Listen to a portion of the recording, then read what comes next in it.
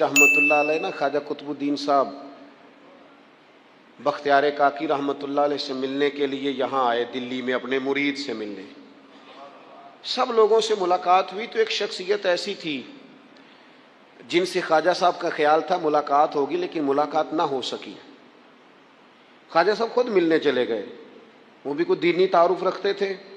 آپ نے فرمایا ملنے کیوں نہیں آئے؟ وہ کہنے لگے کیسے ملنے آتا، یہاں میرا بڑا روب تھا، مجھے لوگ جانتے تھے، لیکن آپ نے قطب الدین کو یہاں بٹھا دیا ہے، سب لوگوں کی توجہ ان کی طرف ہو گئی ہے، تو میں کیسے ملنے آتا؟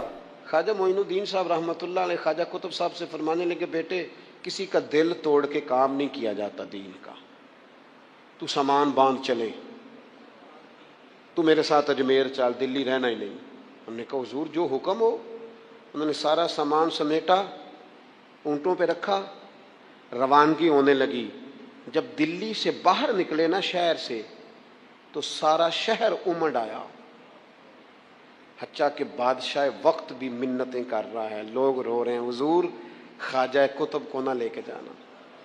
اس شخص کے درد نے پورے شہر کو درد والا بنا دیا. اس کی تہجد کے وقت کی دعاؤں نے بڑے لوگوں کو مسلح پہ کھڑا کر دیا. اس شخص کا اللہ پر بھروسہ بڑے لوگوں کو ایمان کو تقویت دیتا ہے. حضور مہربانی کریں نہ لے کے جائیں. اتنے سارے لوگ رونے لگے اور رنگ اور ہو گیا. تو حضرت خواجہ معین الدین صاحب فرمانے لگے پتر سامان اتارو، مسلح بچھاؤ، دلی میں رہنا ہے. یہ بھی ایک پیغام ہے، اسے بھی آپ نے یاد رکھنا ہے. تو خواجہ قطب الدین صاحب کہنے لگے حضور آپ نے فرمایا تھا کسی کا دل توڑ کے نہیں رہنا. فرمانے لگے اتنے سارے لوگوں کا دل ٹوٹنے سے بچاتے بچاتے کسی ایک کا ٹوٹ بھی جائے تو خیر ہے. اب کسی ایک کا دل بچاتے ساری دنیا کا دل توڑ دیں، اللہ کرے آپ کو اس بات کی بھی سمجھ آئے. ہم نا بعض اوقات کسی ایک کا دل بچاتے، ایک کا، صرف اپنا گھر بچاتے ساری دنیا توڑنے لگے ہو. صرف ایک شخص کی رضا کی خاطر ساری دنیا کو توڑ دو گے. ایسا نہ کرنا اپنی زندگی میں. یہ مت دیکھنا کہ کسی ایک دو تین بندوں کے نفع کے لیے امت کا، قوم کا، ملت کا نقصان کر دو. یہ کام کبھی نہ کرنا. ذاتی مفادات کو ہمیشہ چھوڑ کے قومی، دینی اور ملی مفادات کو مقدم رکھنا. جو لوگ قومی مفادات کی بات کرتے ہیں نا وہ لوگ دنیا کے اندر خیر بانٹا کرتے ہیں، لیکن ہم اکا دکا چند ایک لوگوں کی خوشنودی کے لیے پوری ملتوں کو تباہ کرتے ہیں. یہ کام کبھی نہ کرنا. لوگوں سے ڈرنا، لوگوں کی طرف دیکھنا، ماحول دیکھ کے اپنے راہ کا تعین کرنا، ہر بندے کے خیالات کے مطابق ڈھلنے کی کوشش کرنا. فلانا نہ ناراض ہو جائے، فلانا نہ ناراض ہو جائے، وہ جس نے ہونا ہو جائے، بس رب رسول ناراض نہ ہو. اپنی زندگی میں اپنے مالک کو مولا جان کے، بل اللہ مولاکم، اللہ تمہارا مولا ہے، وہو خیر الناصرین، وہ بہترین مددگار ہے.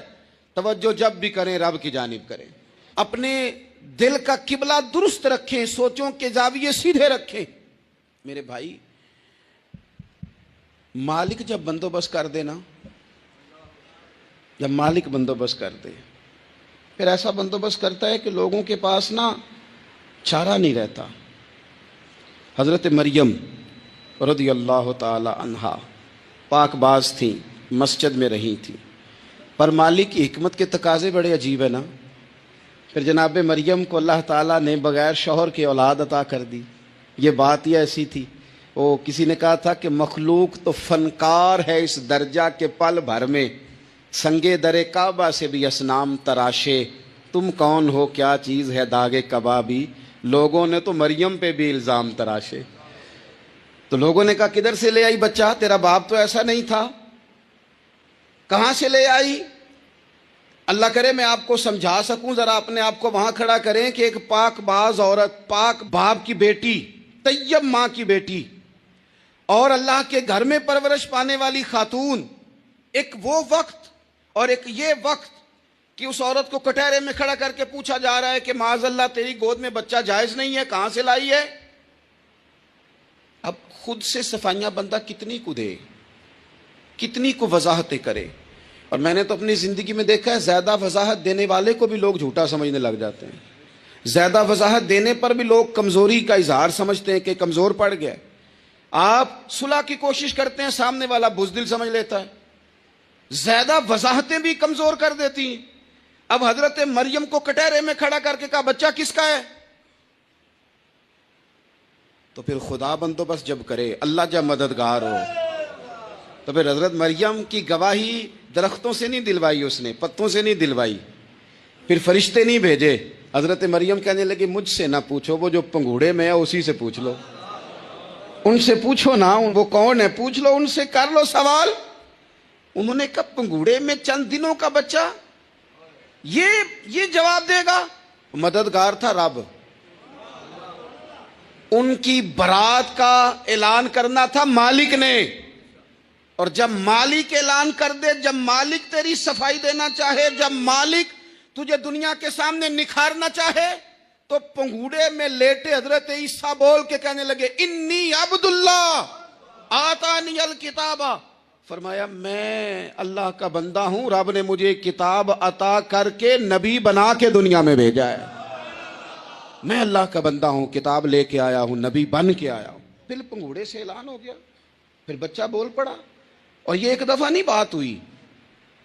یہ بنی اسرائیل میں ایک جریج نام کے شخص بھی تھے جو نماز پڑھ رہے تھے. بعض نے لکھا ہے نفل نماز تھی. اماں نے پکارا تو آئے نہیں، تو ماں کے منہ سے نکل گیا تو اتنی دیر تک مرے گا نہیں جب تک کسی بے حیا عورت کا منہ نہ دیکھ لے. تو وہ عبادت گزار تھے، لیکن لوگوں نے ان کی عبادت، ریاضت، پرہیزگاری کو نہیں دیکھا. بس ایک عورت کو بھیج کے الزام لگوا دیا. وہ عورت آیا جایا کرتی تھی، اب آ جاتی ہیں عورتیں، مسئلہ پوچھنے کی نیت سے بھی آ جاتی ہیں. ماحول میں کچھ جگہ ایسی بھی ہیں جہاں عورتیں دم کرانے کے بہانے آ جاتی ہیں. وہ خاتون آتی جاتی تھی اس خانقاہ پہ، آستانے پہ. یہ بخاری میں موجود ہے. پھر اس نے کہا میری گود میں جو بچہ ہے یہ انہی کا ہے. مجھے بتائے کیسے بندہ وضاحت دے؟ حالات خراب ہو گئے، لوگ کٹیا جلانے لگے، ماحول اور طرح کا بن گیا. میرے نبی پاک علیہ الصلوۃ والسلام فرماتے ہیں پھر اس رب کے بندے نے کہا مالک تو کریم ہے، تیری مشیت کا تقاضا آیا جو میری ماں نے جملے بولے تھے، پر اب میں وضاحت دینے کے قابل نہیں رہا، اب تو ہی کرم کرے گا تو دروازہ کھلے گا. تو وہ چند دنوں کا بچہ پنگوڑے میں بول کے کہنے لگا میں اس درویش کا نہیں، میں تو فلانے چرواہے کا بچہ ہوں، وہ جو بکریاں چراتا ہے. رب کی مدد کو پکاریں، اپنے ساتھ اپنے مالک کی مدد کو شامل کریں. تھوڑے رزق پر بھی گزارا اچھا ہونے لگ جائے گا. سارے لوگ آپ کو گرانے کی تدبیریں کر رہے ہوں گے اور مالک آپ کو عزتیں عطا فرما دے گا. اس کی بارگاہ سے حکمت کا تقاضا اور ہو جائے گا. ہم نے ساری زندگی لوگوں کو راضی کرنے میں گزار دی، ساری زندگی بڑھاپا آ گیا بچوں کو پالتے، اور بچوں نے آخری عمر میں کہہ دیا ابا اگر کوئی ڈھب کا کام کر لیتے تو آج ہمارے دن بھی پھیر نہ جاتے. ساری زندگی گزار دی بہن بھائیوں کو راضی کرنے میں، ساری زندگی گزار دی ذمہ داریاں اٹھانے میں. ان کو 99 دفعہ دیا، ایک دفعہ نہیں دیا تو انہوں نے کہہ دیا تو نے تو کبھی دیا ہی نہیں، تو تھا ہی نہیں. ساری زندگی محلے داروں، علاقے والوں کو راضی کرنے میں گزار دی. اور میں نے ایسے لوگ بھی دیکھے دین کے لیے وقت گزارا، لیکن جب بڑھاپے میں دانت کام نہ کرتے تھے تو وقت کے مفتیوں کو بھی مسجدوں کی کمیٹیوں نے کہہ دیا اب آپ کی سمجھ نہیں آتی، ہم نے خطیب کو یور رکھنا ہے، نہ دیکھو دنیا کی طرف، دنیا رلا دیتی ہے، نہ راضی کرو بندوں کو، بندے تھکا دیتے ہیں، نہ پیچھے بھاگو ہر وقت دنیا داروں کے، یہ انسان کو کمزور کر دیتے ہیں. وہ تو کریم ہی بڑا ہے، 2 آنسو زمین پر بعد میں گرتے ہیں، بندے کے گناہ سارے پہلے معاف فرما دیتا ہے. اللہ کی مدد کا حصول، اپنے مالک کی مدد کی طرف بڑھنا. آپ کو بدر کی جنگ بھی یہی درس دے گی، آپ کو احد کا میدان بھی یہی سبق دے گا، فتح مکہ بھی یہی سبق دے گا. میرے دوستو جب رب مدد فرمائے، جب اللہ مددگار بنے. دوستوں سے ایک بات اکثر کرتا ہوں، میں کہتا ہوں کہ جتنے درد سے آپ امیر کو اپنی کہانی سناتے ہیں نا، اور جس طرح آپ کے آنسو بات کرنے سے پہلے گر جاتے ہیں کہ غریب ہیں، بچیاں ہیں، کاروبار نہیں، او میرے سنگیو، اس سے آدھے آنسو اپنے رب کی بارگاہ میں بکھیرو، اس کے حضور عرض گزار ہو جاؤ، اس سے طلب کرو. ایک وقت انسان پر زندگی میں ایسا آتا ہے کہ اسے یوں محسوس ہوتا ہے کہ میرا سایہ بھی ذرا سا پیچھے ہٹ گیا ہے، اسے یوں لگتا ہے کہ میں کسی سہارے پہ ہاتھ ڈالتا ہوں تو وہ بھاگ جاتا ہے مجھ سے. لیکن مالک کی بارگاہ ایسی عظیم بارگاہ ہے، رب رسول کے آستانے اتنے بڑے ہیں کہ آپ جب وہاں کشکول طلب دراز کرتے ہیں تو جھولی پھیلانے میں دیر لگتی ہے، ان کو بھرنے میں تو کوئی دیر نہیں لگتی. ہم نے اپنا سوچ کا قبلہ ہی دنیا کو بنا لیا ہے. یہ جو اللہ والوں کی مدد ہے یہ تو ہے نہیں، اللہ ہی کی مدد ہے. لیکن یہ جو سیٹھوں کی طرف توجہ کرنا، نوابوں کی طرف توجہ کرنا، دنیا داروں کی طرف توجہ کرنا اور اپنا مزاج اس طرح کا بنا لینا، یارو گردن کو جھکا دیتا ہے خیرات کا پتھر، جہاں میں مانگنے والوں کے سر کبھی اونچے نہیں ہوتے. اور اقبال کہتے ہیں غیرت ہے بڑی چیز جہانے تگ و دو میں، پہناتی ہے یہ فقر کو تاج سردارا. میں عرض کروں گا کہ اپنی آپ جب توجہ کا قبلہ اللہ رسول کو بنائیں گے تو رب فرماتے ہیں وَيَرْزُقْهُ مِنْ حَيْثُ لَا يَحْتَسِبُ، میں نہ تجھے وہاں سے رزق دوں گا جہاں سے کبھی تیرا گمان بھی نہیں گیا ہوگا. یہاں سے بھی مل سکتا ہے، تو نے سوچا بھی نہیں ہوگا. بخاری شریف میں حدیث ہے، حضرت جابر ابن عبداللہ فرماتے ہیں نبی پاک صلی اللہ علیہ وسلم نے 300 لوگوں کا ایک لشکر روانہ کیا کسی مہم کے لیے، کسی جہاد کے لیے. حضرت ابو عبیدہ بن جراح رضی اللہ تعالیٰ عنہ امیر لشکر تھے. فرماتے ہیں غربت اتنی زیادہ تھی، بھوک اتنی زیادہ تھی کہ ایک ایک کھجور دن میں ایک وقت کھانے کو ملتی تھی، اور کچھ دن ایسے آئے کہ اب کھجور بھی نہیں مل رہی. فرماتے ہیں اتنی زیادہ بھوک لگی مجاہدین کو 300 بندہ پتے کھا کے گزارا ہونے لگ گیا. یہ بخاری میں موجود ہے. آپ فرماتے ہیں کہ دریا کے کنارے ہمارا پڑاؤ تھا، ٹھہراؤ تھا. جب بھوک سے نڈھال ہو گئے نا، وَيَرْزُقْهُ مِنْ حَيْثُ لَا يَحْتَسِبُ، اللہ وہاں سے روزی دیتا ہے، گمان بھی نہیں ہوتا. فرماتے ہیں ایک مچھلی اللہ تعالیٰ نے دریا کے کنارے بھیجی. فرماتے ہیں وہ تھی تو مچھلی پر پہاڑ جتنی تھی. بخاری میں لفظ ہیں، حضرت جابر ابن عبداللہ رضی اللہ تعالیٰ عنہ فرماتے ہیں 300 آدمی 18 دن تک اس مچھلی کو کھاتے رہے، مچھلی ختم ہی نہیں ہوئی. مچھلیاں نہیں، مچھلی. کہتے ہیں 18 دن 300 بندہ کھاتا رہا، مچھلی ختم ہی نہیں ہوئی. اور فرماتے ہیں کہ اس کی ہڈی نکال کے، کانٹا کہیں گے آپ اپنی زبان میں، کہتے ہیں وہ نکال کے نا تو اس کو کھڑا کیا نا جب، تو اونٹ کجاوے سمیت اس کے بیچ سے گزر جاتا تھا. 2 اس کے کانٹے جوڑے. فرماتے ہیں وہ اس کا گوشت ہم کھاتے تھے اور اس کی چربی بطور تیل کے ہم جسموں پہ ملتے تھے. بیماروں کو اس سے سکون آتا تھا، تندرستی شفا ہوتی تھی. فرماتے ہیں ہم کھایا بھی ہم نے اور کچھ لے کے ہم مدینے بھی گئے، اور قربان جائیں نبی پاک نے بھی اس میں سے کھایا. ہم نے عرض کی حضور یہ معمہ کیا ہے، یہ ماجرا کیا ہے؟ تو محبوب نے فرمایا تمہارے پاس غذا نہیں تھی، رب نے تمہارے لیے بندوبست کیا ہے، اللہ نے تمہیں دیا ہے. مکان شروع کر لیا ایک صاحب نے، وہ مکان بنانے لگے. آپ وہ حساب لگا رہے ہیں، کہتے ہیں میرے پاس اتنے پیسے ہیں، اتنے میں نے فلانے دوست سے کہنا ہے اس نے دے دینے، اتنے فلانے رشتہ دار سے کہنا ہے اس نے دے دینے، اتنے فلانے سے کہنا ہے اس نے دے دینے. یہ ساری کاپی بنا کے مکان شروع کر لیا. جو روز کہتا تھا نا کوئی حکم ہو جاتے 10، سب سے پہلے اس کو کہا میاں پیسے چاہیے. وہ کہندا ہو کل ہی منڈا ٹوریا ہے، کدے تو پرسوں 10 تے لب جانے سن. میں آپ کو اپنے تجربے کی بات بتا رہا ہوں. جن لوگوں کا خیال ہوتا ہے نا کہ آپ سٹارٹ کریں فلانا کام، ہم آپ کے ساتھ ہیں، اللہ کا ہی کوئی نظام ہے، وہ بالکل بھی نہیں ساتھ ہوتے. لیکن ایسا نہیں ہے کہ کوئی ساتھ نہیں ہوتا. اللہ تعالیٰ بڑے اسباب پیدا کرتا ہے، وہاں سے دیتا ہے جہاں سے گمان بھی. ہمارا یہ ذہن بن جاتا ہے ہم ساری اپنے حساب سے چلتے ہیں، اتنے رشتہ داروں سے، اتنے کون آپ کے ساتھ چلے گا، سوال ہی نہیں پیدا ہوتا. یہ سارے کام چھوڑ کے سب سے پہلے 2 رکعتیں پڑھو، اپنے رب کی بارگاہ میں، رسول کائنات کی بارگاہ میں گزارشات اور استغاثے پیش کرو، وہاں سے خیر طلب کرو.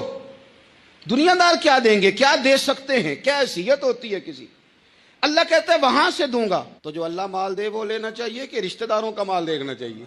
جو اللہ دے وہ لینا چاہیے کہ سیٹھوں نوابوں کی جیبیں دیکھنی چاہیے؟ جو اللہ دے وہ قبول کرنا چاہیے یا دیکھنا چاہیے کون سا آدمی کہاں پہنچ گیا؟ چھوڑو، اپنی مٹی پہ چلنے کا سلیقہ سیکھو. کسی کے سنگ مرمر پہ چلو گے تو پھسل جاؤ گے، پھسل جا.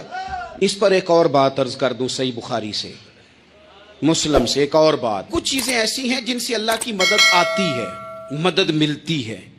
ایک چیز ان میں سے ایسی ہے جس سے بہت مدد نازل ہوتی ہے، وہ ہے کہ جب رب آپ کو دے نا تو پھر آپ بھی اس کے رستے میں دیں، پھر مدد آتی ہے، پھر اور آتا ہے. بخاری مسلم میں حدیث ہے، یہ زیادہ ہی توجہ طلب امر ہے، اس پر آپ غور کریں گے. حضرت ابو ہریرہ فرماتے ہیں کہ نبی پاک علیہ السلام نے فرمایا ایک شخص نے بادلوں کے اندر سے آواز سنی کہ فلاں آدمی کا کھیت اور باغ خشک ہو گیا ہے، وہاں برسو اور اس کے کھیت کو سیراب کرو. وہ بڑا حیران ہوا کہ بادل سے آواز آ رہی. پھر اس نے دیکھا کہ ایک پہاڑی پر بارش ہوئی، وہ بادل وہاں برسا، پھر نالیوں سے ہوتا ہوا پانی ایک طرف چلا. تو جس نے آواز سنی تھی، حضور بیان کر رہے ہیں، وہ بھی پیچھے پیچھے چلا کہ پانی کدھر جا رہا ہے. اس نے جا کے دیکھا کہ ایک مقام پہ ایک باغ کو وہ پانی لگ رہا ہے اور ایک آدمی وہ پانی لگا رہا ہے. اس نے اس سے پوچھا تیرا نام کیا ہے؟ اس نے کہا کیوں؟ کہنے لگا بتا نا. اس نے نام بتایا تو کہنے لگا یہی تو وہ نام ہے جو میں نے بادلوں کے اندر سے سنا ہے کہ فلاں کے کھیت کو پانی دے دو. اس نے کہا یار تو کیا عمل کرتا ہے کہ اسپیشل تیرے لیے بارش برسے؟ یہ بخاری پڑھ رہا ہوں، سیاستہ سے حدیث عرض کر رہا ہوں. اس سے پوچھا تو کیا کام کرتا ہے کہ جناب اللہ تبارک و تعالیٰ کا حکم کرم آیا کہ خاص تیرے لیے پانی برسے اور تیرے کھیت کو سیراب کرے؟ تو اس نے کہا چھوٹا ذمہ دار ہوں، پر جب فصل اگتی ہے تو 3 حصے کرتا ہوں. ایک حصہ اپنے بال بچوں پہ، بہن بھائیوں پہ خرچ کرتا ہوں، ایک حصہ پورا، اور ایک حصہ دوبارہ کاشتکاری پہ لگاتا ہوں، اور تیسرا حصہ خالص میں نے مسکینوں، یتیموں اور غریبوں کے لیے رکھا ہوا ہے. وہ جو تیسرا حصہ، اللہ کرے آپ سمجھیں، وہ رب کے بندوں پہ تیسرا حصہ خرچ کرتا ہے نا، تو کریم مالک نے فرمایا جہاں سے غریب کا حصہ جاتا ہے وہ کھیت خشک نہیں رہنا چاہیے. وہ جہاں سے مسکین روٹی کھاتے ہیں وہ خشک نہ رہے. جہاں سے یتیموں کو کچھ آتا ہے کہیں اس کی فصل رہ نہ جائے. میں اور آپ بھی اگر اپنے مال میں مسکینوں، یتیموں، غریبوں کے حصے رکھ لیں گے تو فصلیں خشک نہیں رہیں گی. ان کے اندر تازگی آئے گی، نور آئے گا، کرم آئے گا، خاص کر خدا کی رحمت برسے گی. مدد اللہ سے چاہیں، اپنی توجہات کا مرکز رب رسول کی ذات کو بنائیں، پھر آپ محسوس کریں گے کہ بڑی جلدی اللہ تعالیٰ کی مدد آنے لگی ہے. کبھی آپ صرف کہہ دیں نا میرا رب میرے ساتھ ہے، اس لفظ میں اتنی طاقت ہے کہ دشمن ویسے زہر ہو جاتا ہے. زندگی میں کسی سے بھی لڑائی ہو تو اچھی طرح سوچ لیں کہ اللہ اس طرف ہے یا اس طرف ہے. اگر آپ زیادتی پہ ہیں تو پھر رب مظلوم کی جانب ہے. اگر اللہ کی مدد آپ کے ساتھ ہے تو دنیا کی کوئی طاقت آپ کو گرا نہیں سکتی. اور اگر آپ مظلوم کے مقابلے میں ظالم بن کے آپ کھڑے ہو گئے ہیں اور آپ نے رویہ وہ اختیار کیا ہے کہ جس میں مدد نہیں آئے گی، تو پھر یاد رکھ لیں کہ آپ کوئی بھی ہیں، کہاں بھی ہیں، آپ کمزور ہیں. طاقتور تھے ابتدائے اسلام میں، ظاہری طاقت تھی کفار مکہ کے پاس، وہ ڈنڈوں سے مارتے تھے غریبوں کو، ان کے ہاتھوں میں ڈنڈے تھے، پر خدائی طاقت ان مظلوموں کے ساتھ تھی. صاحب زرقانی نے لکھا ہے حضرت زنیرہ رضی اللہ تعالیٰ عنہ ایک لونڈی ہیں، غریب ہیں، ماڑے دا کی کام محمد نس جانا یا رونا، غریب سادی بی بی اور لونڈی کنیزہ، ایک مشرک کی کنیزہ تھی. انہوں نے کلمہ پڑھ لیا. وہ ڈنڈوں سے مارتا، دروں سے مارتا، تکلیف دیتا. حضرت زنیرہ رضی اللہ تعالیٰ عنہ کو اتنا مارا، اتنا مارا. اب آپ ایک اور پہلو پر بھی غور کریں، مار بھی پڑ رہی ہے پر خدا ادھر ہی ہے، اللہ کی مدد ادھر ہی ہے. رب کہتا ہے کہ پہلے تو صبر کرنا، ان اللہ مع الصابرین، تو صبر کرے گا تو پھر رب کی معیت ملے گی. ذرا ٹھہرنا، تو تھوڑا ڈانٹنا. ان الذین قالوا ربنا اللہ ثم استقاموا تتنزل علیہم الملائکہ. تو کہے اللہ میرا رب ہے، پھر تو پہلے ڈٹ، پہلے تو نے ڈٹنا ہے. ثم استقاموا، جو ڈٹ گیا، تتنزل علیہم الملائکہ، ڈٹنے والے کے لیے مدد آتی. پہلے تھوڑا ٹھہرنا پڑتا ہے، پہلے تھوڑا صبر کرنا پڑتا ہے، حوصلہ کرنا پڑتا، اس کے بعد مدد آتی. مار پڑ رہی ہے، مارا جا رہا ہے. حضرت زنیرہ کو ان کا مالک جو ہے ظاہری آقا وہ مار رہا ہے، یہ کنیزہ ہے. اتنا مارا، اتنا مارا، ان کی بینائی چلی گئی، نظر آنا بند ہو گیا. ابو جہل آیا اور کہنے لگا زنیرہ دیکھا نا ہمارے بت تیری آنکھیں لے گئے، معاذ اللہ، لات و منات ہمارے بتوں نے تجھے اندھا کر دیا. اب ایسا نہیں ہے کہ بی بی روتی جا رہی ہے مایوسی مایوسی معاذ اللہ پریشانی غریبی بڑی ہے پوچھنے والا کوئی نہیں، یہ باتیں نہیں. کیا جملے ہیں خاتون کے، کیا لفظ ہیں. ابو جال نے طنزیہ کہا معاذ اللہ، کہنے لگا دیکھا نا ہمارے بتوں نے تجھے اندھا کر دیا. تو جناب زنیرہ آنکھوں کی بینائی گئی ہے اور رات کو گئی ہے، دکھ ابھی تازہ ہے، لیکن اللہ پہ جو توکل ہے، اپنے مالک سے جو رشتہ ہے وہ اتنا مضبوط ہے، اتنا طاقتور ہے، اس میں اتنی گہرائی ہے کہ حضرت زنیرہ بول کے نا اتنی قوت سے بولی، اتنی طاقت سے بولی کہ پورے کفر پر لرزہ طاری ہو گیا. فرمانے لگی تمہارے بتوں کی کیا اوقات ہے کہ وہ میری بینائی لے جائیں، یہ میری رب کی حکمت کا تقاضا ہے. جب تک اس نے چاہا زنیرہ دیکھتی رہی، اور جب اس نے چاہا زنیرہ کی آنکھوں کی بینائی چلی گئی، اور اگر وہ چاہے گا نا تو بینائی واپس بھی کر دے گا. اگر ہو ذوق یقین پیدا تو کٹ جاتی ہیں زنجیریں، اگر وہ چاہے گا تو بینائی آ بھی جائے گی. حضرت زنیرہ نے رات کو یہ لفظ کہے، ابو جال اور سارے کفار ڈر کے سن کے چلے گئے. آپ اطمینان سے آ کے بستر پہ سوئی. جب سویرے اٹھی تو اللہ نے آنکھوں کی روشنی واپس کر دی تھی. آنکھوں کی اب چھڑی پکڑی ہے، بازاروں میں گھومتی ہے، کہتی ہیں بلاؤ کدھر ہے تمہارے نات و منات، دیکھو میرے رب نے روشنی واپس کر دی. آ کر میرے ساتھ ادھر آ ستمگر ہنر آزمائیں، تو تیر آزما ہم جگر آزمائیں. بیمار لوگوں یاد رکھو، کہہ دیا ڈاکٹر نے کہ تو بڑا بیمار ہے، تو بڑا کمزور ہے، یہ ہو گیا وہ ہو گیا، تو ڈاکٹر اپنے علم کے مطابق بات کر رہا ہے. ہوگا تو وہ جو میرا رب چاہے گا. کمزور ہو جانا، پریشان ہو جانا، تکلیف میں آ جانا، پتہ نہیں بات ہو گئی ہے تو جانے کیا ہو جائے گا. اپنی زندگی کے اندر اپنے رب سے رشتہ مضبوط کریں، رسول کائنات سے رشتہ مضبوط کریں، اللہ والوں سے رشتہ مضبوط کریں. حضرت زنیرہ نے پیغام دیا کہ زندگی میں جو جینا چاہتے ہیں تو وہ رب کا نام لے کے جی سکتے ہیں. جو اپنی زندگی میں خوشیاں دیکھنا چاہتے ہیں تو رسول اللہ کے نام پر خوشیاں دیکھی جا سکتی ہیں. توکل کی بنیاد پر بندہ خوشیاں لے سکتا ہے. اور اگر انسان میں توکل نہیں ہے تو پھر وہ اس کالے جادو سے بھی ڈر رہا ہے، وہ نیلے سے بھی ڈر رہا ہے، وہ پیلے سے بھی ڈر رہا ہے، وہ فلانے سے بھی ڈر رہا ہے، وہ میرے خلاف فلانا رشتہ دار سازش کر رہا ہے تو ڈر رہا ہے، فلانا میرے بارے میں یہ کر رہا ہے تو ڈر رہا ہے، وہ پتہ نہیں دنیا ادھر ہو جائے گی تو کیا ہو جائے گا. اٹھ باندھ کمر کیوں ڈرتا ہے، پھر دیکھ خدا کیا کرتا ہے. تو اس ساری گفتگو کا نچوڑ آپ کو یہ عرض کیا ہے. سب سے پہلے تو یہ کہ میدانوں میں مدد بھی اللہ کی، رزق میں مدد بھی اللہ کی، فصلیں خشک ہوں تو مدد پھر بھی اللہ کرے تو پھر ساری مدد، اور اگر انسان بیمار ہو تو پھر بھی مدد اللہ کی. تو اپنے اللہ کی جانب توجہ کو بڑھائیں، آپ اللہ سے مدد کے سوالی بنیں. ترمذی کی ایک حدیث ہے، میں آپ کو زندگی کا تجربہ بتاتا ہوں کہ جب میں بڑا پریشان ہوتا ہوں تو یہ والی روایت کھول لیتا ہوں، مزہ دیتی ہے.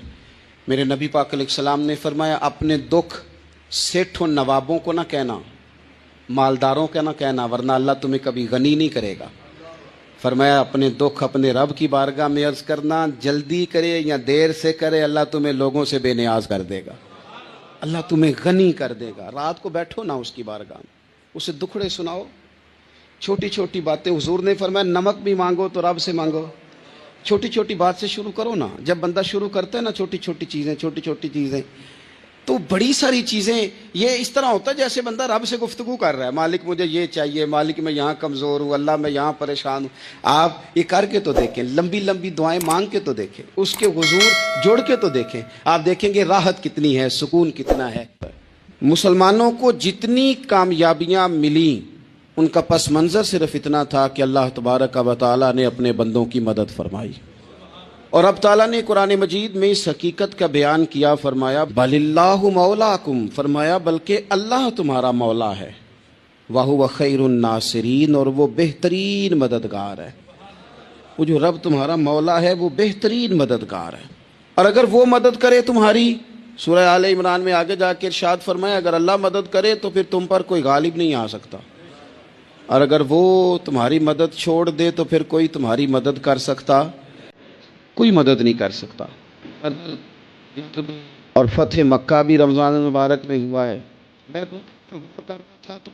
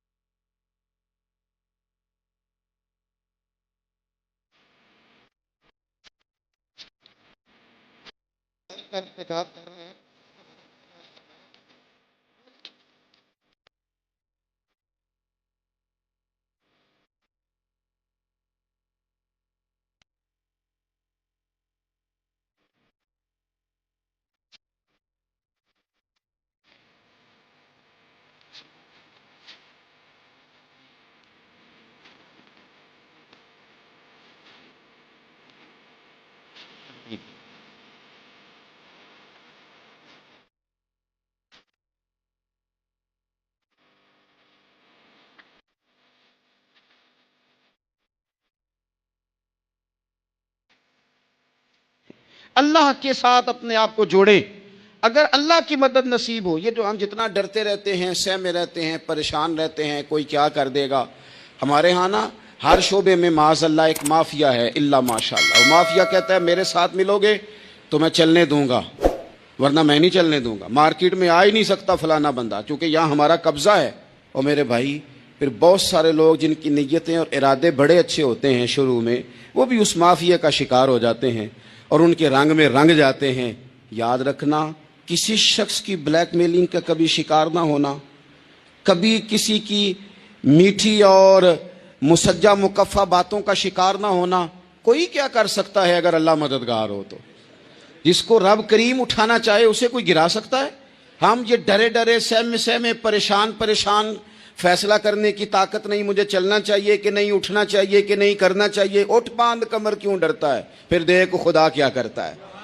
حضرت عبداللہ ابن عباس فرماتے ہیں میرے نبی پاک علیہ السلام نے میری تربیت فرمائی، حضور نے میری تربیت فرمائی، اور محبوب پاک علیہ الصلوۃ والسلام نے فرمایا عبداللہ یاد رکھنا. یہ نوجوان دوست میری بات لکھ لیں، پریشان لوگ میری بات لکھ لیں، جن کے پاس قوت فیصلہ نہیں وہ اس بات کو لکھ لیں.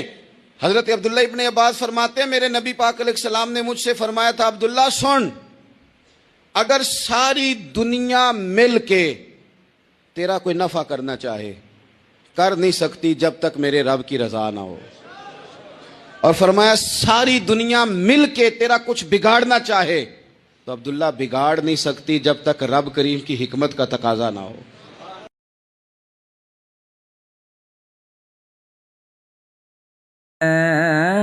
ولی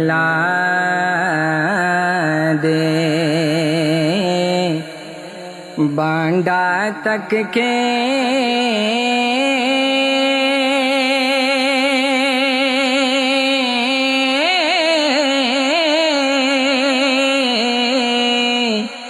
پاون خیر حضوروں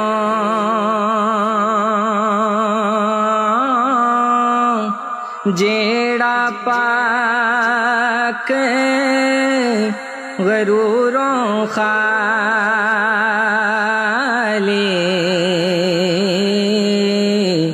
سو پر کرے. ایک واقعہ سناتا ہوں خواجہ معین الدین اجمیری کا.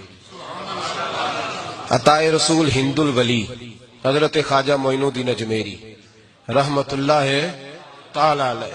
میرے حضرت صاحب فرمایا کرتے ہیں ہم کٹر قادری ہیں پر ہم کھل کے یہ بات مانتے ہیں کہ ہندوستان کے بادشاہ کا نام معین الدین اجمیری ہے. یہ ببانگ دہل مانتے ہیں. بہرحال ہند الولی حضرت خواجہ اجمیری ہیں.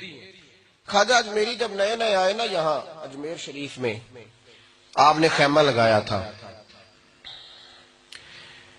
کپڑے کا خیمہ لگا کے اس میں رہتے تھے. تو ایک نوجوان تھا وہ باہر رہتا تھا اجمیر سے. تو وہ آیا کچھ دنوں کے لیے پڑھائی سے فارغ ہو کے. اجمیر کا رہنے والا تھا لیکن باہر رہتا تھا. جب یہاں آیا نا وہ عصر کے بعد وہ گزرتا خواجہ اجمیری کے خیمے کے سامنے سے جھونپڑی کے سامنے سے. تو خواجہ صاحب عصر کے بعد بیٹھ کے رویا کرتے تھے. عاشق دا کام ہی رونا تونا بنا رویوں نہیں منظوری. کہ عاشق سدا ہی روندا رہندا پاویں وصل ہوئے تے پاواں دوری. رویا کرتے تھے. تو نوجوان بڑا سادہ سا تھا. بچپن میں والد فوت ہو گئے صرف ماں ہی ماں تھی. ایک دن اماں سے جا کے کہنے لگا یہ مسلمانوں کا سادھو روتا کیوں ہے؟ اماں کہنے لگی مجھے کیا پتا. بچہ کہتا میرے اندر تجسس بڑھ گیا کہ بابے سے پوچھوں تو صحیح کیوں روتا ہے. 2 4 5 10 دفعہ میں گزرا. ایک دن بے چین ہو کے میں کمرے میں چلا گیا اجرے میں. تو میں نے کہا بابا کیوں روتے ہو؟ کہنے لگے مجھے اپنے شیخ کی یاد آتی ہے. مجھے یاد آتی ہے.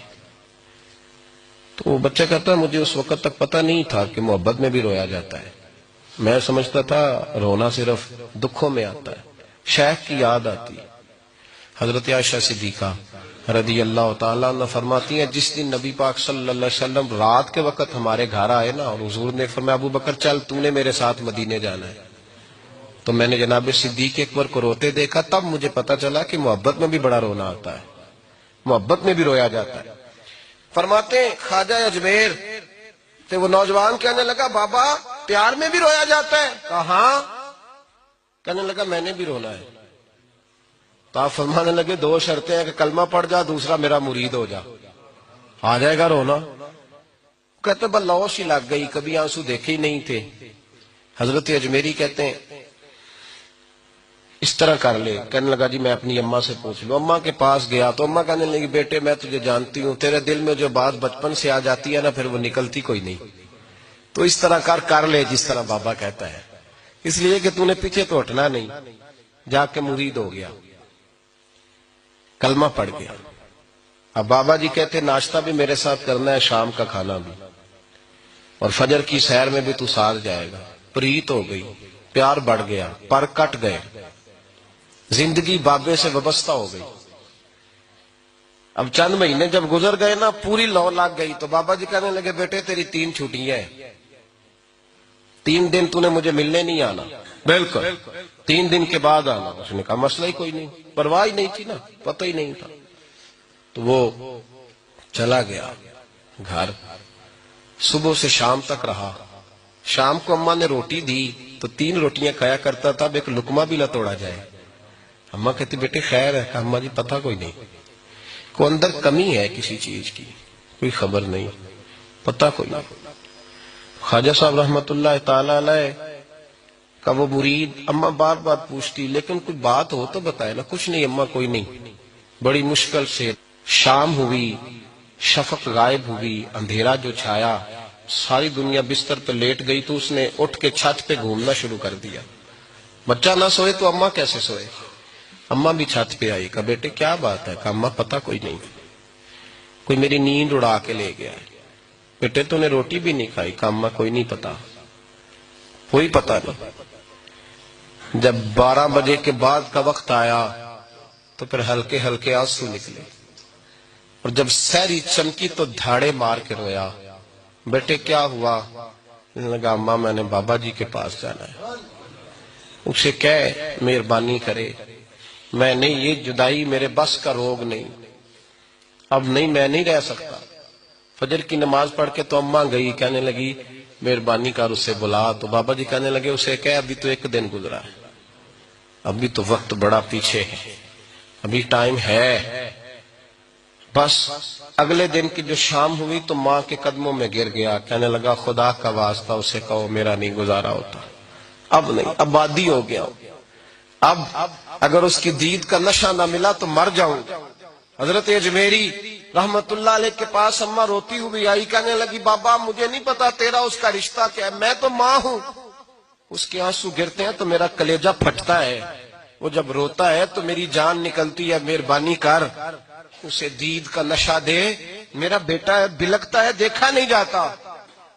جب یہ لفظ کہے تو آپ فرمانے لگے ماں تو اب ایس کرنی کی ہو تو میرے رسول دیدار منع کر دیتے ہیں، تو ماں بن کے آئی ہے تو تجھے کیسے روک دوں؟ فرمایا جا اسے کہے آ جائے۔ اب وہ وہاں سے نکلا تو دوڑا آیا اور آ کے کھڑا ہوا تو حضرت اجمیری مریدوں کو سبق پڑھا رہے تھے، کتاب کھلی ہوئی، بات ہو رہی تھی مریدوں کے ساتھ گفتگو ہو رہی تھی۔ وہ آ کے کھڑا ہو گیا، ایک نظر یوں اٹھائی تو دروازہ، بڑی دیر سے کھڑا، یوں نظر اٹھائی اس کی طرف دیکھا، بس دیکھا ہی تھا کہ وہ دھاڑے مار کے رونے لگا۔ تو حضرت اجمیری نے مسکرا کے ایک جملہ کہا، فرمایا پتہ چل گیا محبت میں بھی رونا آیا کرتا ہے، پتہ چل کے دوڑ کے قدموں میں آیا۔ اور پھر لوگ کہتے ہیں جب وہ آیا نا تو آنسو حضرت اجمیری کے بھی نکل گئے، رو پڑے، آہیں نکلی۔ فرمانے لگے بیلیا رات سویا نہیں نا؟ کہا حضور نہیں۔ فرمایا میں بھی نہیں سویا، تو اگر بیدار تھا تو کل شام روٹی نہیں نہ کھائی؟ حضور نہیں کھائی۔ فرمایا میں نے بھی کوئی نہیں کھائی۔ یہ محبت 2 طرفہ ہوتی ہے، یک طرفہ تھوڑی ہوتی ہے، اگر تو نے نہیں کھائی تو میں نے کب کھائی؟ میرے بھائی ہمارے مشائخ نے محبت کی زنجیروں میں باندھا مریدوں، تو بند گئے، گزارے ہی نہیں ہوتے تھے۔ قطب الاقطاب حضرت خواجہ قطب الدین بختیار کاکی رحمت اللہ علیہ فرماتے میں حضرت خواجہ معین الدین چشتی رحمت اللہ علیہ کی خانقاہ میں بیٹھا تھا، اچانک ایک تاجر، ایک دنیا دار شخص آیا۔ حضرت خواجہ معین الدین چشتی رحمت اللہ تعالی علیہ کے سامنے بیٹھے ہوئے آپ کے ایک مرید شیخ علی علیہ رحمہ جن کا نام تھا، ان کی طرف وہ تاجر تیزی سے بڑھا اور شیخ علی کا گریبان پکڑ لیا۔ میرے پیسے کب دو گے اور کتنے وعدے کرو گے؟ لاؤ میری رقم واپس کرو۔ حضرت خواجہ معین الدین چشتی رحمت اللہ علیہ ساری صورتحال سے بے خبر تھے، جلدی سے اٹھے اور اٹھ کر کے اس تاجر سے کہا کہ معاملہ کیا ہے، بات کیا ہے؟ کہا حضور بہت عرصے تھے آپ کے اس مرید شیخ علی نے میری رقم دینی ہے اور واپس نہیں کرتا۔ خواجہ صاحب علیہ رحمہ نے شیخ علی کی طرف دیکھا اور فرمایا یہ معاملہ کیا ہے؟ عرض کی حضور غریب ہوں، کمزور ہوں، تنگ دست ہوں، قصدن ایسا نہیں کر رہا، اس سے کچھ مہلت لے چکا ہوں، وہ ختم ہوئی، اب اور مہلت کا سوالی ہوں اور یہ مجھے مہلت دینے کو تیار نہیں ہے۔ خواجہ اجمیر علیہ رحمہ نے اس تاجر کی طرف دیکھا اور فرمایا غریب ہے، مجبور ہے، اس وقت تنگ دست ہے، اس کو کچھ مہلت دے دو، یقیناً تمہاری رقم لوٹا دے گا۔ اس نے حضرت خواجہ علیہ رحمہ کے ساتھ بھی توہین آمیز لہجہ معاذ اللہ اختیار کیا، ابھی لے کر کے جاؤں گا، پوری رقم لے کر کے جاؤں گا، ورنہ نہ صرف یہ کہ اسے رسوا کروں گا بلکہ میں اسے بازاروں میں کھینچوں گا۔ خواجہ قطب علیہ رحمہ فرماتے ہیں جتنے لوگ وہاں بیٹھے تھے ان سب کی طرف جب شیخ علی دیکھتے تو کمزور پڑتے، روتے، میرے پیر بھائیوں کے بیچ آ کر سرعام اتنے لوگوں میں میری اتنی رسوائی کر ڈالی۔ خواجہ اجمیر نے اپنی اس مرید کی آنکھوں میں جب آنسو دیکھے تو بڑا ہی دل نرم ہوا، اس کو کہا کچھ مہلت دے دے، اس نے کہا نہیں نہیں مجھے تو ابھی اپنی رقم چاہیے۔ خواجہ صاحب رحمت اللہ علیہ نے زمین پر چادر بچھائی، چند سکے جیب سے کیا نکالے تھے کہ اللہ تبارک و تعالیٰ نے بھرے خزانوں سے دولت عطا فرمایا، یہ ہے تمہاری رقم، اٹھاؤ اور لے جاؤ۔ تمہیں فقیروں کو اس طرح رسوا نہیں کرنا چاہیے تھا، تمہیں خانقاہوں میں بیٹھے ان سادہ اور کمزور لوگوں کے ساتھ یہ رویہ روا نہ رکھنا چاہیے تھا. یہ کہا. اس شخص نے پیسے اٹھانے شروع کیے اور اٹھاتے اٹھاتے نا جب اس کی نظر زیادہ مال پہ پڑی تو کچھ زیادہ پیسے بھی اٹھا لیے. ذرا نظر بچا کے دیکھتا کہ خواجہ صاحب دیکھ تو نہیں رہے, کچھ زیادہ رقم ہتھیائی اور وہ چلتا بنا. حضرت خواجہ علیہ رحمہ نے شیخ علی کو تھپکی دی. فرمایا اللہ نے تمہاری عزت رکھی, پر ایک بات میری یاد رکھنا, جب بھی بھروسہ کرنے کو دل ہوا, جب بھی کسی طرف سہارا ڈھونڈنے کا دل ہوا, تو یا خدا کی طرف دیکھنا یا محمد مصطفیٰ کی طرف دیکھنا صلی اللہ علیہ وسلم. یہ کیا درویشوں کا کیا کام کہ وہ دنیا داروں سے پیسے لے اور دنیا داروں کے ساتھ معاملات کرے. تمہاری یہ روش اچھی نہیں, لیکن اللہ نے تمہارا وقار رکھا.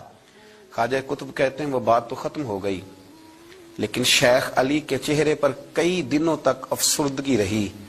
وہ ان سب لوگوں کو پلٹ پلٹ کے دیکھتے جن کے سامنے آ کے اس نے گریبان پکڑا تھا, تو بیچاروں کی طبیعت بگڑتی, دل پہ افسوس ہوتا, اس کو ایسا نہ کرنا چاہیے تھا, میری غریبی کا یوں مذاق نہ اڑاتا. کہتے ہیں چند ہفتے گزرے تو اس تاجر کو ہم نے دوبارہ خواجہ صاحب کی خانقاہ میں داخل ہوتے دیکھا, لیکن اب کہ وہ بڑا ہی پریشان آیا, اب کہ وہ بڑا ہی افسردہ آیا. اب کہ وہ آیا تو ہانپتا کامتا تڑپتا آیا, چادر بڑی ساری اوڑھ رکھی ہے. آتے ہی حضرت خواجہ کی خدمت میں بیٹھا, تڑپ کے رونے لگا, کہنے لگا اجمیر کے بادشاہ بھول گیا تھا, معافی ہو سکتی ہے, غلطی ہو گئی تھی, درگزر کا سوالی بن کے آیا ہوں. عطائے رسول ہند الولی غریب نواز رحمت اللہ تعالی علیہ فرمانے لگے, پہیلیاں نہ بجھا, جو بات ہے اس کو کھول کر کے بیان کر. فقیر تیری ہر بات سننے کو اور درگزر کرنے کو تیار ہے. اس نے اپنا ہاتھ چادر کی اوٹ سے نکالا تو کہنے لگا حضور خشک ہو گیا, اٹھتا ہی نہیں حضور, تکلیف میں ہوں, آزمائش میں ہوں. ہوا دراصل یہ تھا کہ میں نے نا وہ میں نے سکے اٹھاتے اٹھاتے نا آپ سے نظر بچا کے کچھ زیادہ اٹھا لیے تھے, تو آپ کی ناجائز دولت, میں نے آپ کی دولت کو ناجائز حاصل کر لیا تھا, تو حضور اس سبب سے میرا ہاتھ چھل ہو گیا, مجھے اتنے لینے چاہیے تھے جتنے میرے بنتے تھے, میں نے ناجائز پیسے لے لیے. خواجہ اجمیر فرمانے لگے دنیا دار ہے تو ابھی تک دنیا داری میں ہی اڑا ہوا ہے, تو دنیا دار ہے تو ابھی تک تیرا خیال سکوں میں, پیسوں میں, دھیلوں اور اشرفیوں میں اڑا ہوا ہے. فرمانے لگے مجھے پتا تھا تو زیادہ اٹھا رہا ہے, لیکن فقیر کے پاس جو خزانے ہیں وہ اس کے ذاتی نہیں, وہ رب کریم کے دیے ہوئے ہیں. اللہ کے خزانوں میں سے کوئی لے گیا تو لے گیا, لیکن تو یہ کیا سمجھتا ہے کہ زیادہ سکے اٹھانے کی وجہ سے تیرا ہاتھ چھل ہوا ہے؟ یہ اس لیے تیرا ہاتھ خشک ہو گیا ہے کہ تو نے ایک فقیر اور درویش کو بھرے مجمع کے اندر رسوا کر ڈالا تھا. تیرا زیادہ پیسے لینے کی وجہ سے ہاتھ کمزور نہیں پڑا, بلکہ وہ جو تو نے اس غریب کے گلے میں ہاتھ ڈالا تھا اور اسے رسوا کر ڈالا تھا, تو کیا سمجھتا ہے وہ لاوارث ہے؟ اگر وہ کمزور ہے, تنگ دست ہے, تو بندہ تو رب کریم کا ہی ہے نا. جو تاجر, سیٹھ, نواب اور ذمہ دار کا رب ہے, غریبوں کا بھی وہی رب ہے, ان مسکینوں کا بھی وہی رب ہے, ان کمزوروں کا بھی وہی رب ہے. کہنے لگا حضور معافی کا سوالی ہوں. فرمایا اٹھ کے جا اور بھرے مجمع میں جا کے ایک دفعہ اس درویش سے معافی مانگ, مجھے امید ہے عرش کا رب تیرے سارے گناہ معاف فرما دے گا. ایک دفعہ معافی مانگ لے, جا سوال کر لے. وہ شیخ علی کے سامنے آ کے کھڑا ہوا, وہ کہنے لگا اگر آپ معاف کر دیں تو میری تکلیف دور ہو جائے گی. شیخ علی کی آنکھوں میں چھم چھم آنسو برسے. کہنے لگا آپ نے معاف کیا کہ نہیں کیا؟ کہنے لگے یار تو تاجر ہے, تو ذمہ دار ہے, تیرے دل میں پتہ نہیں کیا تصور ہے, پر میں نے تو معاف کرنا ہی ہے, اس لیے کہ نہ میں تاجر ہوں, نہ میں ذمہ دار ہوں, نہ میں دنیا دار ہوں, میں تو غریب نواز کا ماننے والا ہوں. میری مجبوری یہ ہے کہ جس شخص کا میں نوکر ہوں نا, اس نے سکھایا ہی معاف کرنا ہے. جس کے در دولت پہ میں رہتا ہوں, انہوں نے درگزر کرنا سکھایا ہے. ادھر جب معافی ہوئی تو خواجہ اجمیر نے تھپکی بھی دی, دعا بھی فرمائی, رب کریم نے شفا عطا فرما دی. تو خواجہ اجمیر فرمانے لگے میاں جا, تیری تندرستی ہوگی, چلا جا. کہنے لگا حضور اب کس نے جانا ہے, اب تو میں تیری دہلیز پہ جھاڑو دیا کروں گا. یہ ہاتھ جو تیری دعا کی برکت سے شفا یاب ہوا ہے اجمیر کے والی, اب میں یہاں جھاڑو دوں گا, اب میں یہاں نوکری کروں گا.